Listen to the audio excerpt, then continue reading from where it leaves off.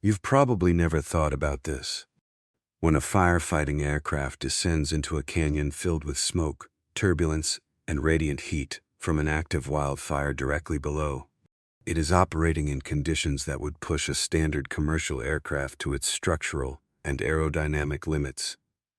The air is unstable. Visibility is near zero. The aircraft is carrying tons of retardant that shift its center of gravity with every second. And the pilot has approximately 8 to 12 seconds over the target to release the load at precisely the right moment before pulling out of the descent. The question is not how pilots manage that. The question is how the aircraft itself survives it, and why standard aircraft simply cannot. To understand what makes a firefighting aircraft different, you first have to understand what the environment actually does to an airframe. A large wildfire does not just produce smoke. It generates its own weather system.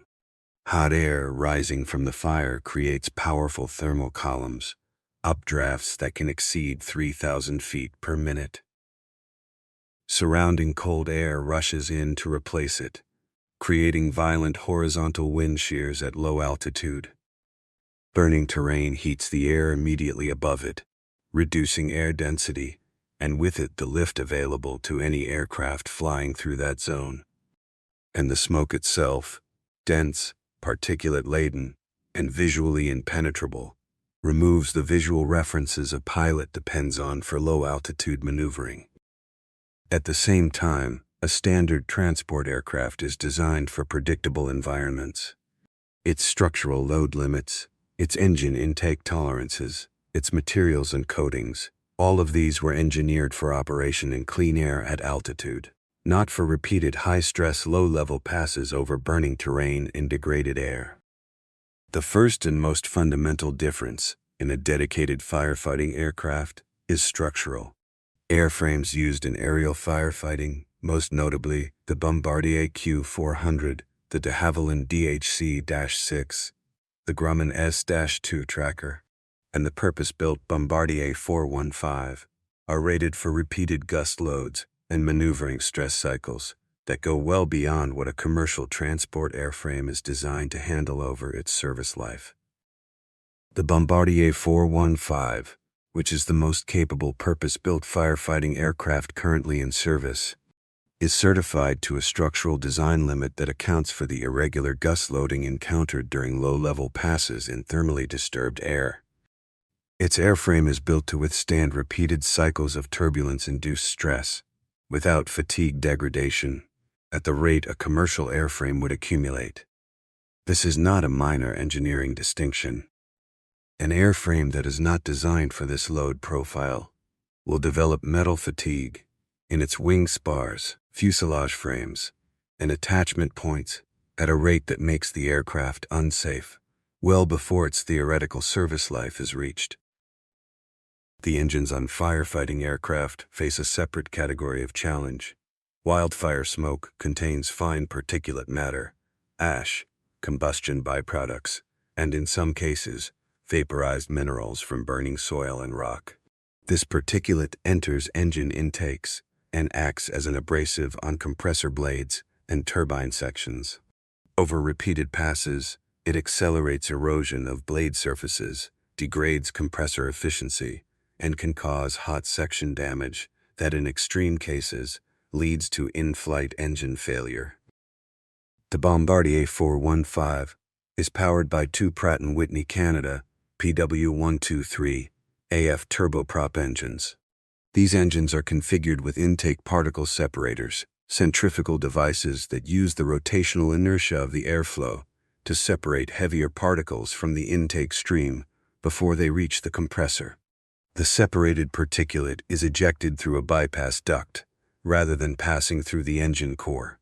This system significantly extends engine life in smoke-contaminated environments and reduces the risk of compressor surge, a sudden disruption of airflow through the compressor that can cause instantaneous power loss at the exact moment the aircraft needs full thrust to climb out of a drop run. The retardant delivery system introduces another layer of engineering complexity. The 415 carries up to 6,137 liters of retardant or water in 2 fuselage tanks connected by a crossfeed valve. The tanks are pressurized by ram air during flight, and release is controlled by hydraulically actuated doors on the underside of the fuselage. The sequence and timing of the door opening determines the drop pattern on the ground, a narrow concentrated line, or a wider dispersed coverage depending on the speed and altitude of the pass, and the sequential or simultaneous opening of the 2 tank doors. But the critical engineering challenge with the delivery system is not the release mechanism itself. It is the effect of the mass shift on aircraft handling. The 415, at maximum takeoff weight, carries retardant that represents a significant fraction of its total mass. When the tanks release over a period of 1 to 2 seconds, the aircraft's center of gravity shifts forward as the retardant exits from the fuselage. Simultaneously, the aircraft experiences a pitching moment from the momentum of the falling liquid mass.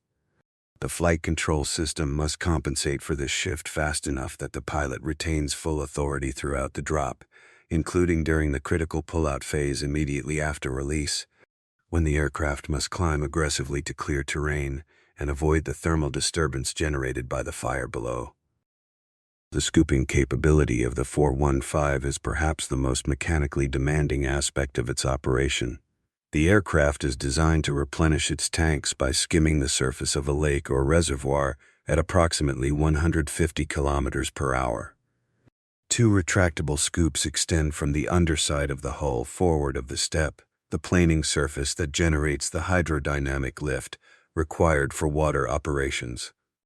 As the aircraft decelerates on the water surface, the scoops ram water into the tanks at a rate that fills both to capacity in approximately 12 seconds.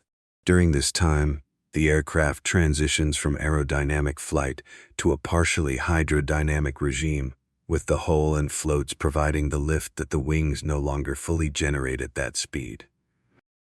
The engineering tolerance required to execute this maneuver safely is extremely tight.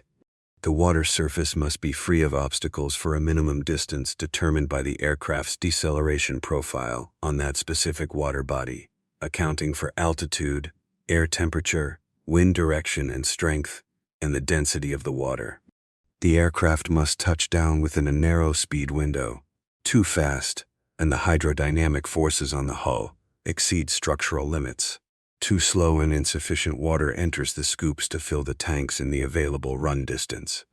Pilots executing scooping operations in confined lakes, surrounded by rising terrain, under time pressure to return to the fire, are managing all of these variables simultaneously.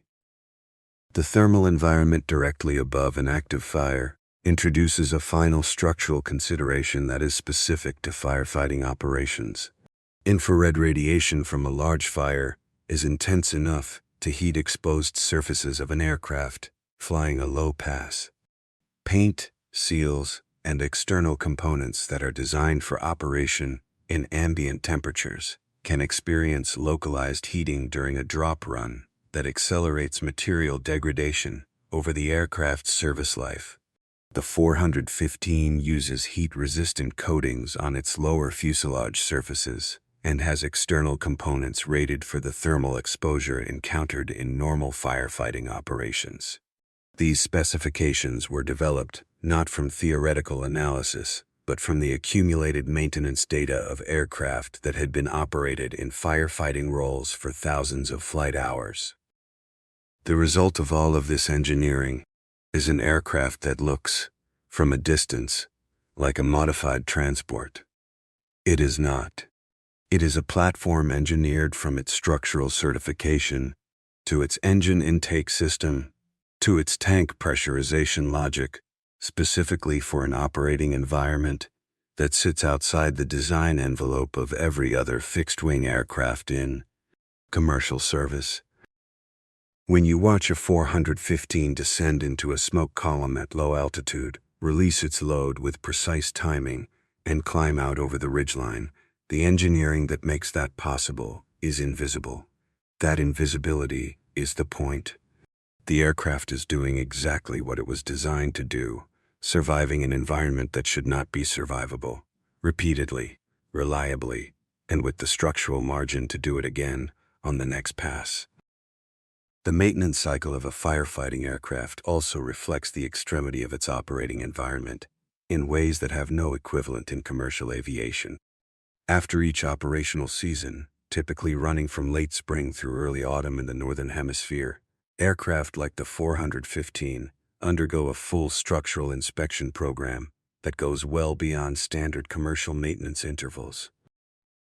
Wing attachment points, fuselage frames at the tank bay, hull planing surfaces, and scoop attachment fittings are all inspected for fatigue cracking and corrosion at intervals that reflect the actual load cycles accumulated during the season, rather than calendar time or flight hours alone.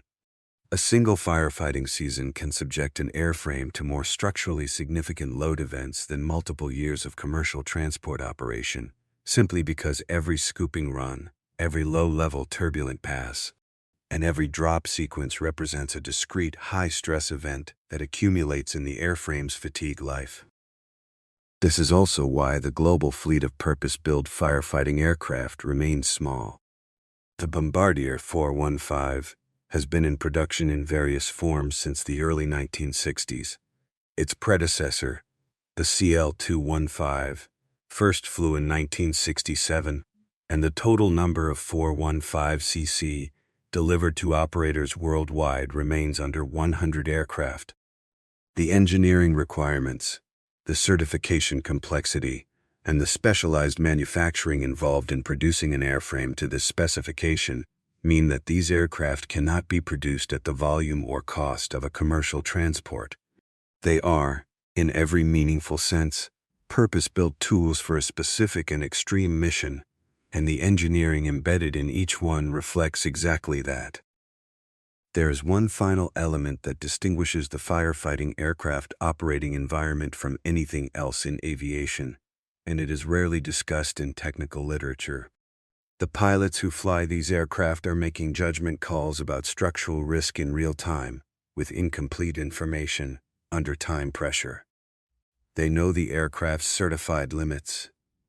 They also know that the conditions they are flying into, the specific thermal column, the specific canyon geometry, the specific wind shear gradient on that particular pass, cannot be fully characterized before they enter them.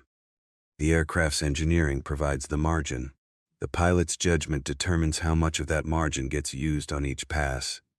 That relationship between designed and structural capability and operational decision-making is what makes firefighting aviation one of the most demanding disciplines in the entire field.